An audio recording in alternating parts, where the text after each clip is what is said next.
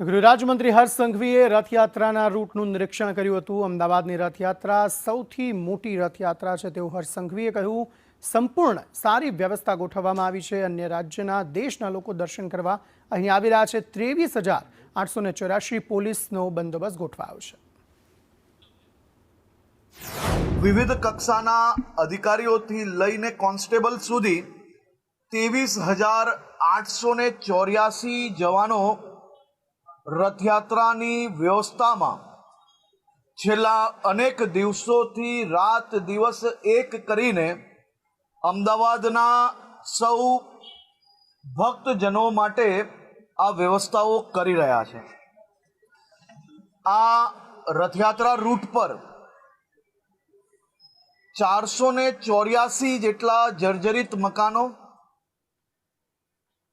કે પછી જે મકાન ભયજનક હોય તેવા મકાનો પર સીલ મારવામાં આવ્યા છે, જેથી કોઈ બી ભાવિ ભક્તો પર કોઈ બી પ્રકારે કોઈને કોઈ નુકસાન ના થાય તે માટે સીલ મારવા જોડે જોડે હોમગાર્ડ્સના જવાનો અને છાપરાથી એટલે કે પતરાથી એ દરવાજાઓ બ્લોક કરવાની વ્યવસ્થાઓ બી અમદાવાદ મહાનગરપાલિકા અને અમદાવાદ શહેર પોલીસ દ્વારા કરવામાં આવી છે।